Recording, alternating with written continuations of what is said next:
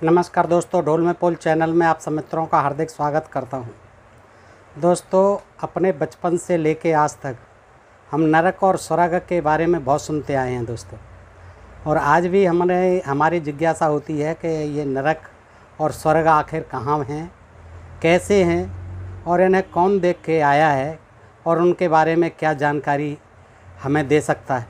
तो दोस्तों, ऐसा तो कोई आजकल नहीं मिलता कि नरक से या स्वर्ग से होके आया हो और फिर उसने बताई हो कि वहाँ पर ये स्थितियाँ हैं।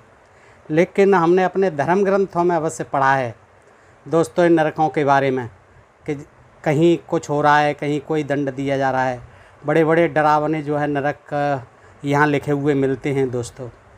और ये हमारी ही जिज्ञासा नहीं, राजा परीक्षित की भी जिज्ञासा थी। तो सुखदेव जी से पूछा कि महाराज, आप जिनका वर्णन करना चाहते हैं वे नरक इसी पृथ्वी के कोई देश विशेष हैं, इसी पृथ्वी पर ही हैं कोई देश हैं, अथवा त्रिलोक या तीन लोकों से बाहर या इसी के भीतर किसी जगह हैं, कहाँ पर हैं ये नरक? उनकी भी जिज्ञासा थी परीक्षित जी की। तो उन्होंने जो है सुखदेव जी से ये प्रश्न किया दोस्तों। तो आज देखते हैं नरकों के बारे में। और ये 26वां अध्याय है, पंचम स्कंद है, श्रीमद् भागवत सुधा सागर सुख सागर। दोस्तों आइए ये देखते हैं कि नरक कितने। पहले तो इसमें नरकों के नाम बता देता हूँ मैं आपको। 28 नरकों के नाम हैं। कौन कौन से देखिएगा दोस्तों? तामिश्र, अंधतामिश्र, रौरव, महारौरव, कुंभीपार्क, कालसूत्र, असपत्रवन, सूकर मुख, अंधकूप, क्रम भोजन, संदंस, तप्तसूर में वज्रकंटक, सालमली, वैतरणी, पूयोद, प्राणरोध, विषसन, लाला भक्ष्य, सारमय यादन, अवीच, अयहपान, क्षार कर्दम, रक्षोगण भोजन, शूलप्रोत, दंद सूक, अवट निरोधन, पर्यावर्तन, सूचीमुख। ये 28 तरह के नरक जो है इनके नाम हैं दोस्तों। और गरुड़ पुराण में 36 हैं, यहाँ 28 हैं इसमें श्रीमद् भागवत में। तो दोस्तों, परीक्षित ने जब सवाल किया कि महाराज ये नरक जो है पृथ्वी पर ही कोई देश विशेष हैं या पृथ्वी से बाहर हैं, तीन लोकों से बाहर कहीं हैं, और इनके भीतर क्या है, कितनी जगह है, बताइए आप। तो सुखदेव जी कहते हैं कि राजन वे त्रिलोकी के भीतर ही हैं, बाहर नहीं हैं तीन लोकों से, ये तीन लोकों के अंदर ही हैं, वे त्रिलोकी के भीतर ही हैं, तथा दक्षिण की ओर पृथ्वी से नीचे जल के ऊपर स्थित हैं। ये देख लीजिए क्या स्थिति बताई कि दक्षिण की ओर हैं, दक्षिण दिशा में हैं, पृथ्वी से नीचे हैं और जल के ऊपर हैं। अब दोस्तों आप ही अनुमान लगाएं कि दक्षिण की ओर हो गया, ठीक है, दक्षिण दिशा हो गई, पृथ्वी से नीचे। अब पृथ्वी से नीचे क्या है? जल के ऊपर। अब जल कहाँ है? जल तो पृथ्वी के ऊपर ही है, सारे समुद्र जो है पृथ्वी के ऊपर ही हैं। तो पृथ्वी से नीचे और जल के ऊपर स्थित है ये नरक। अब कोई इसका ये जो है दे दिया, उन्होंने बता दिया अपना ऐसे ही कि दक्षिण दिशा में है, पृथ्वी से नीचे है और जल के ऊपर है। ये कोई पता ठिकाना नहीं है कि कौन से देश में कहाँ पर है। इसी दिशा में अग्निस्वात आदि पितृगण रहते हैं, सबके पितृगण वहीं रहते हैं और वे अत्यंत एकाग्रता पूर्वक अपने वंशधरों के लिए मंगल कामना किए करते हैं। नरकों में रहते हैं सबके पितृगण। देखिए दोस्तों, उस नरक लोक में सूर्य के पुत्र पितृराज भगवान यम अपने सेवकों के सहित रहते हैं। यम भगवान रहते हैं वहाँ, तथा भगवान की आज्ञा का उल्लंघन न करते हुए अपने दूतों द्वारा वहाँ लाए हुए मृत प्राणियों को उनके दुष्कर्मों के अनुसार पाप का फल यानी दंड देते हैं। किनको? मृत प्राणियों को। अब मृत प्राणियों को ले जाते हैं, उनको दंड देते हैं, यम के दूत ले जाते हैं और यमराज जी दंड दिलवाते हैं। लेकिन दोस्तों आप और हम आज वैज्ञानिक युग में जानते हैं कि प्राणी जो मर जाते हैं उनका यहीं अंतिम संस्कार कर दिया जाता है। कहीं उनको दफना दिया जाता है, कहीं उनको प्रवाह कर दिया जाता है जल में, या फिर उनको जला दिया जाता है। तो प्राणी कहीं नहीं जाते हैं, जाती है जिसकी कल्पना की जाती है सूक्ष्म आत्मा बताते हैं। सूक्ष्म आत्मा को कोई कुछ होता ही नहीं है, उसकी कोई आकृति नहीं है, तो उसे क्या दंड देगा कोई? न वो खाती है, न पीती है, न दिखती है, न चलती है, न फिरती है, न कोई उसका परमाणु भार है, कुछ नहीं है उसका। तो उसको ऐसे ही बताते हैं आत्मा को। तो वो देखिए मृत प्राणियों को उनके दुष्कर्मों के अनुसार पाप का फल दंड देते हैं। ये ऐसे बता रहे हैं जैसे कि कोई यहाँ मर गया, उसको फिर ले जाते हैं उठा करके, फिर वहाँ उसको दंड देते हैं।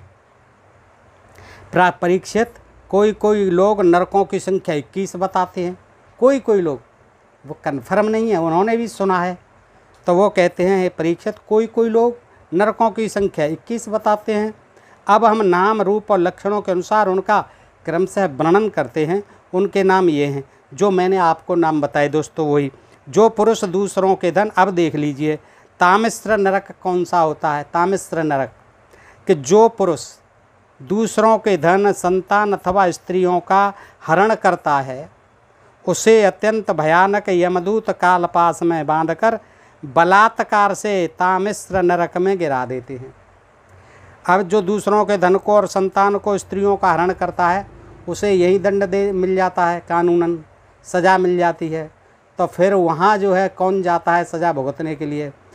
तो इसमें कहते हैं जो पुरुष दूसरों के धन, संतान, स्त्रियों का हरण करता है, उसे अत्यंत भयानक यमदूत कालपास में बांधकर बलात्कार से तामिश्र नरक में गिरा देते हैं। उस अंधकारमय नरक में उसे अन्न जल न देना, डंडे लगाना और भय दिखलाना आदि अनेक प्रकार के उपायों से पीड़ित किया जाता है प्राणी को।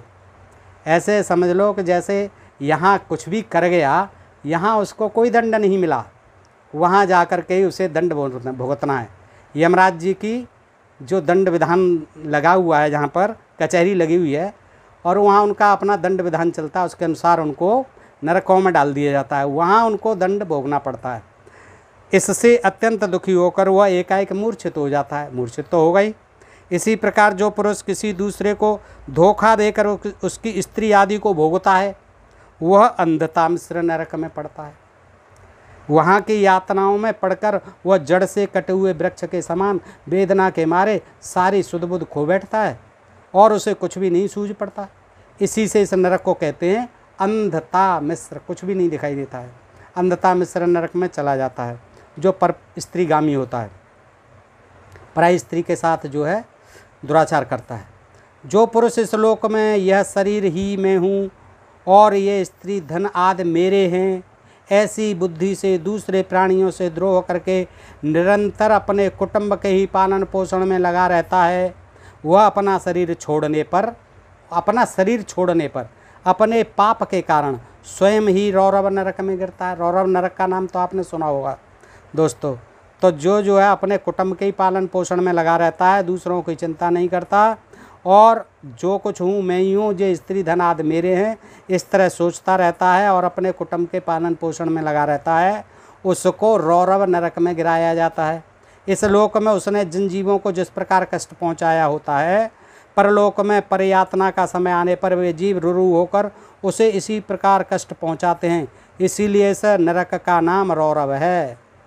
जिसने जैसे सताया जीवों को, वैसे ही वो जीव वहाँ सताएंगे उसे, इसलिए उसका नाम रौरव है। रुरु सर्प से भी अधिक क्रूर स्वभाव वाले एक जीव का नाम है। कोई जीव है रुरु, हमने नहीं देखा है, सुना भी नहीं है। रुरु सर्प से भी ज़्यादा भयंकर होता है, वो सताता है वहाँ, तो इसलिए उसका नाम नरक का रौरव कहलाता है। ऐसा ही महारौरव नरक है। इसमें वह व्यक्ति जाता है जो किसी की परवाह न कर केवल अपने ही शरीर का पालन पोषण करता है। वहाँ कच्चा मांस खाने वाले रुरु इसे मांस के लोभ से काटते हैं। अब किसे काटते हैं दोस्तों, आप ये देख लीजिए। कितना जो है मासूम लोगों को, नादान लोगों को, अशिक्षित लोगों को इन्होंने बेवकूफ़ बनाया, कितना अंधविश्वास में फंसाया और किस तरह से अपने ठगी का जाल फैलाया। दोस्तों कहाँ जो है मर जाता है आदमी, सारा कुछ भोग के यहीं जाना है, यहीं नरक है, यहीं स्वर्ग है, सब जानते हैं और आजकल लोग कहते भी हैं। यहीं पर हो जाता है फैसला। जिसने हत्या की, मर्डर किया, चोरी की, चंगारी की, अपहरण किया, उसको जो है कानूनन सज़ा मिलती है यहाँ। अब वहाँ जो अंतिम संस्कार हो जाता है शमशान घाट में, फिर कहाँ रह जाता है। लेकिन नहीं, उनको जो है डराना है और अपना धंधा सीधा करना है कि दान दीजिए, हम जो है नरक जाने से बचाएंगे दोस्तों, ये आप भी जानते हैं। तो वहाँ कच्चा मांस खाने वाले रुरु इसे मांस के लोभ से काटते हैं। जो क्रूर मनुष्य इस लोक में अपना पेट पालने के लिए जीवित पशु या पक्षियों को रांधता है, उस हृदयहीन राक्षसों से भी गए बीते पुरुष को यमदूत कुंभीपाक नरक में ले जाकर खौलते हुए तेल में रांधते हैं। देखिए, यह है कुंभीपाक नरक। जो क्रूर मनुष्य इस लोक में पेट पालने के लिए जीवित पशुओं को पक्षियों को रांधता है, उस हृदयहीन राक्षसों से भी गए बीते पुरुष को यमदूत कुंभीपाक नरक में ले जाकर खौलते हुए तेल में रांधते हैं। जो मनुष्य इस लोक में माता पिता ब्राह्मण और वेद से विरोध करता है उसे यमदूत कालसूत्र नरक में ले जाते हैं। देखिए क्या क्या विचित्र, और देखा किसी ने नहीं है आज तक। ये बनावटी कहानियाँ जो है इन ग्रंथों में लिख दी हैं दोस्तों। इसका घेरा 10,000 योजन है। देखो, जैसे कि सुखदेव जी देख के आए थे क्या कि ये कालसूत्र नरक जो है कौन सा, जिसमें जो अपने माता पिता की ब्राह्मण की और वेद की विरोध करता है उसको जाना पड़ता है कालसूत्र नरक में। और ये कितना बड़ा है कि इसका घेरा है 10,000 योजन। 10,000 यानी 40,000 कोस। 40,000 कोस के बीच में है। अब पता नहीं, आज तक किसी ने देखा नहीं है दोस्तों। इसकी भूमि तांबे की है ये, और देखिए इसकी जो भूमि है वो तांबे की बनी हुई है। इसमें जो तपा हुआ मैदान है तांबे का, वह सूर्य, ऊपर से सूर्य और नीचे से अग्नि के दाह से जलता रहता है। बिल्कुल, अब जब तांबे की भूमि है तो वो तो जलनी ही जलनी है सूर्य से। वहाँ पहुँचाया हुआ पापी जीव भूख से प्यास से व्याकुल हो जाता है और उसका शरीर बाहर भीतर से जलने लगता है। उसकी बेचैनी यहाँ तक बढ़ती है कि वह कभी बैठता है ताप के मारे, कभी लेटता है, कभी छटपटाने लगता है, कभी खड़ा होता है और कभी इधर उधर दौड़ने लगता है। इस प्रकार उस नर पशु के शरीर में जितने रोम होते हैं उतने ही 1000 वर्ष तक उसकी यह दुर्गति होती रहती है। जितने रोम हैं उतने दिनों तक वो कालसूत्र नरक में पड़ा रहता है। जो पुरुष किसी प्रकार की आपत्ति न आने पर भी अपने वैदिक मार्ग को छोड़कर, वेदों के मार्ग को छोड़कर अन्य पाखंड पूर्ण धर्मों का आश्रय लेता है, पाखंड जिनमें भरा हुआ है पाखंड, उन धर्मों में चला जाता है। अब पता नहीं, पाखंड तो सारे धर्मों में है, जितने भी धर्म हैं सारे धर्मों में पाखंड है। तो पाखंड पूर्ण धर्मों का आश्रय लेता है, उसे यमदूत क्या करते हैं, अस्य पत्र बन नरक में ले जाकर कोड़ों से पीटते हैं। देखिए कितनी कड़ी सजा है। अब इसके लिए कोई जेल बनी होंगी, कहीं जेल की तरह ही है ये जो है, वहाँ 3rd डिग्री दी जाती है। अस्य पत्र वन नरक में ले जाकर कोड़ों से पीटते हैं।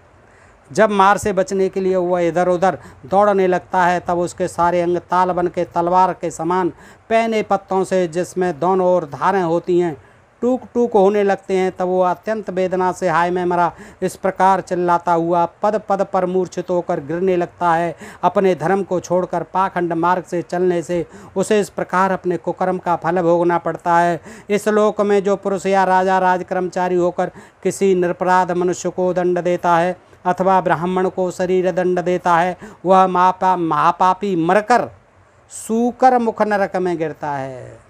जो गलत जजमेंट देता है, जो राज्य कर्मचारी भ्रष्ट होता है, निरपराध को दंड देता है, ब्राह्मण को दंड देता है, वह महापापी मरकर सूकर मुख नरक में गिरता है। क्या होता है वहाँ पर कि वहाँ महाबली यमदूत उसके अंगों को कुचलते हैं। तब वह कोलू में पेरे जाते हुए गन्नों के समान पीड़ित होकर पेल दिया जाता है कोलू में। जिस प्रकार इस लोक में उसके द्वारा सताए हुए निरपराध प्राणी रोते चिल्लाते थे, उसी प्रकार कभी आर्त स्वर से चिल्लाता और कभी मूर्छित हो जाता है। जो पुरुष इस लोक में खटमल आदि जीवों की हिंसा करता है, खटमलों को मारता है, वह उनसे द्रोह करने के कारण अंधकूप नरक में गिरता है। अब तो वैसे दोस्तों दिखाई नहीं देते हैं खटमल, लेकिन लोग जब खटमलों को मारते थे तो शायद वो अंधकूप नरक में जाते होंगे, क्योंकि खटमल रात भर सोने नहीं देते थे तो मारेंगे ही। लेकिन वो कितना जघन्य पाप करते थे। खटमल पर दया करना जो है इसमें बहुत दिखाया है। और कोई जीव हो चाहे नहीं हो, खटमल पर दया करनी चाहिए, यह कहने का। उसे मत मारो, नहीं तो अंधकूप नरक में गिरता है। और जो मनुष्य श्लोक में बिना पंच महायज्ञ किए तथा जो कुछ मिले उसे बिना किसी दूसरी को दिए स्वयं ही खा लेता है, उसे कौवे के समान कहा गया है। जो महापंच यज्ञ नहीं, पंच महायज्ञ नहीं करता है और अकेले ही अकेला खा लेता है, उनको नहीं खिलाता जिन्हें खिलाना चाहिए पंच महायज्ञ के अधिकारियों को, तो वो क्या जाता है, कौवे के समान कहा गया है उसे। और वह परलोक में क्रम भोजन नामक निकृष्ट नरक में गिरता है। कौन सा नरक? क्रम भोजन नर नामक, क्रम भोजन, कीड़ों का भोजन मिलता है। वहाँ 1,00,000 योजन, देखो वहाँ 1,00,000 योजन लंबा चौड़ा एक कीड़ों का कुंड है। लौटे थे देख करके, आंखों देखा हाल बता रहे हैं सुखदेव जी कि वहाँ 1,00,000 योजन लंबा चौड़ा कीड़ों का कुंड है। उसी में उसे भी कीड़ा बनकर रहना पड़ता है। जो अकेला अकेला खा लेता है पंच महायज्ञ किए बिना और अकेला अकेला खा लेता है, उसको उसमें क्रम भोजन नामक निकृष्ट नरक में रहना पड़ता है। और इसके बाद जो है, पुरुष को तपाए हुए लोहे की स्त्री मूर्ति से स्त्री को तपाई हुई पुरुष प्रतिमा से आलिंगन कराते हैं तप्त सूर्मी नामक नरक में। और उसे मृत्यु के बाद यमदूत वज्रकंटक सालमी नरक में गिराते हैं और वज्र के समान कठोर कांटों वाले सैमर के वृक्ष पर चढ़ाकर फिर नीचे की ओर खींचते हैं। और जो राजा या राजपुरुष इस लोक में श्रेष्ठ कुल में जन्म पाकर भी धर्म की मर्यादा का उच्छेद करते हैं, धर्म की मर्यादा का उच्छेद करते हैं जो राजा महाराजा, वे उस मर्यादा अतिक्रमण के कारण मरने पर बैतरणी नदी में पटके जाते हैं। ये बैतरणी नदी तो सुनी होगी दोस्तों, किस में पटके जाते हैं? बैतरणी नदी में। क्या कहानी है उसकी कि यह नदी नरकों की खाई के समान है। उसमें मल, मूत्र, पीव, रक्त, केस, नख, हड्डी, चर्बी, मांस और मज्जा आदि गंदी चीज़ें भरी हुई हैं बैतरणी नदी में। वहाँ गिरने पर इन्हें इधर उधर के जल जीव नोचते हैं, किंतु इससे उनका कोई शरीर नहीं छूटता। पाप के कारण प्राण उसे बहन किए रहते हैं। और जो लोग शौच और आचार के नियमों का परित्याग कर तथा लज्जा को तिलांजलि देकर इस लोक में शूद्राओं के साथ संबंध गांठ कर पशुओं के समान आचरण करते हैं, वे भी मरने के बाद पीव, विष्ठा, मूत्र, कफ और मल से भरे हुए पूयोद नामक समुद्र में गिरकर उन अत्यंत घृणित वस्तुओं को खाते हैं। और इस लोक में जो ब्राह्मण आदि उच्च वर्ण के लोग कुत्ते या गधा पालते और शिकार आदि में लगे रहते हैं तथा शास्त्र के विपरीत पशुओं का वध करते हैं, मरने के पश्चात वे प्राण रोध नरक में डाले जाते हैं और वहाँ यमदूत उन्हें लक्ष्य बनाकर बाणों से बींधते हैं। जो पाखंडी लोग पाखंडपूर्ण यज्ञों में पशुओं का वध करते हैं, उसे परलोक में वैसस नरक में डालकर वहाँ के अधिकारी बहुत पीड़ा देकर काटते हैं। और जो द्विज कामतुर होकर अपनी सवर्णा भार्या को वीर्यपान कराता है, देखिए ये बहुत घृणित है कि जो द्विज कामातुर होकर अपनी सवर्णा भार्या को वीर्यपान कराता है, उस पापी को मरने के बाद यमदूत वीर्य की नदी है, वीर्य की नदी लाला भक्ष नामक नरक है, वो में डालकर वीर्य पिलाते हैं यमदूत उसको। जो द्विज ब्राह्मण कामातुर होकर अपनी सवर्णा स्त्री को वीर्यपान कराता है, उसे मरने के बाद यमदूत वीर्य की नदी लाला भक्ष नामक नरक में डालकर वीर्य पिलाते हैं। और जो कोई चोर अथवा राजा या राजपुरुष इस लोक में किसी के घर में आग लगा देते हैं, किसी को विष दे देते हैं अथवा गांवों या व्यापारियों की टोलियों को लूट लेते हैं, उन्हें मरने के पश्चात सार में यादन नामक नरक में वज्र की सी डाढ़ों वाले 720 यमदूत कुत्ते बनकर बड़े बेग से काटने लगते हैं। जो ब्राह्मण या ब्राह्मणी अथवा व्रत में स्थित और कोई भी प्रमाणवश मद्यपान करता है तथा जो क्षत्रिय या वैश्य सोमपान करता है, उसे यमदूत अहयपान नामक नरक में ले जाते हैं। उनकी छाती पर पैर रखकर उनके मुंह में आग से गलाया हुआ लोहा डालते हैं। जो पुरुष इस लोक में निम्न श्रेणी का होकर भी अपने को बड़ा मानने के कारण जन्म, तप, विद्या, आचार, वर्ण या आश्रम में अपनों से बड़ों का विशेष सत्कार नहीं करता, वह जीता हुआ भी मरे के समान है। उसे मरने पर छ्यार करदम नामक नरक में नीचे को सिर करके गिराया जाता है और वहाँ उसे अनंत पीड़ाएं भोगनी पड़ती हैं। दोस्तों इसको एक बार फिर सुन लें, ये बहुत महत्वपूर्ण है। छ्यार करदम किन के लिए? ये निम्न श्रेणी के लोग, जो नीची जाति के लोग हैं, उनके लिए है कि जो पुरुष इस लोक में निम्न श्रेणी का होकर, नीची जाति का होकर भी अपने को बड़ा मानने के कारण अपने को बड़ा मानता है, जन्म, तप, विद्या, आचार, वर्ण या आश्रम में अपने से बड़ों का आदर नहीं करता है। अपने से बड़ों का आप समझ रहे होंगे, आदर नहीं करता, वह जीता हुआ भी मरे के समान है। ये शूद्रों के लिए है दोस्तों। उसे मरने पर छार करदम नामक नरक में नीचे को सिर करके गिराया जाता है और वहाँ उसे अनंत पीड़ाएं भोगनी पड़ती हैं। शूद्रों सावधान हो जाओ, ऐसा मत करना आप कि अपने जन्म का, तप का, विद्या, आचार, वर्ण का घमंड करने लग जाओ। जो पुरुष इस श्लोक में नरमेधाद के द्वारा भैरव यक्ष राक्षस आदि का आयोजन करते हैं और जो स्त्रियां पशुओं के समान पुरुषों को खा जाती हैं, उन्हें वे पशुओं की तरह मारे हुए पुरुष यमलोक में राक्षस होकर तरह तरह की यातनाएं देते हैं।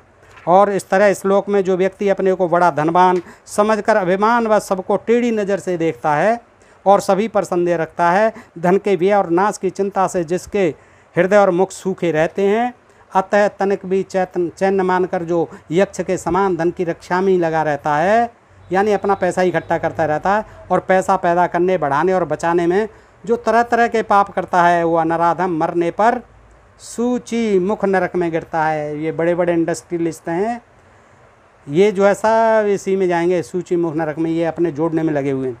वहाँ उस अर्थ पिशाच पापात्मा के सारे अंगों को यमराज के दूत दर्जियों के समान सुई धागे से सीते हैं। राजन, यमलोक में इसी प्रकार के सैकड़ों हजारों नरक हैं। ये देखिए अंत में कहते हैं कि राजन परीक्षित, यमलोक में इसी प्रकार के, ये तो मैंने 28 बताए हैं, सैकड़ों हजारों नरक हैं। उनमें जिनका यहाँ उल्लेख हुआ है और जिनके विषय में कुछ नहीं कहा गया, उन सभी में सब अधर्म परायण जीव अपने कर्मों के अनुसार बारी बारी से जाते हैं। इसी प्रकार धर्मात्मा पुरुष स्वर्ग में जाते हैं। इस प्रकार नरक और स्वर्ग के भोग से जब इनके अधिकांश पाप और पुण्य क्षीण हो जाते हैं, तब बाकी बचे हुए पुण्य पाप रूप कर्मों को लेकर फिर ये इसी लोक में जन्म लेने के लिए लौट आते हैं।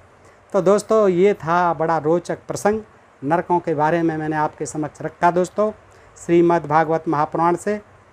मैं उम्मीद करता हूँ कि आपको ये जानकारी अच्छी लगी होगी, और अच्छी लगी हो तो दोस्तों में शेयर अवश्य करना दोस्तों। और अगर आपको ये प्रसंग अच्छे लगते हों तो आपसे अनुरोध करूँगा कि अपने प्रिय चैनल ढोल में पोल को सब्सक्राइब करते रहें। आज के लिए इतना ही। सुनने के लिए आपका विशेष आभार। नमस्कार, जय हिंद, जय भारत दोस्तों।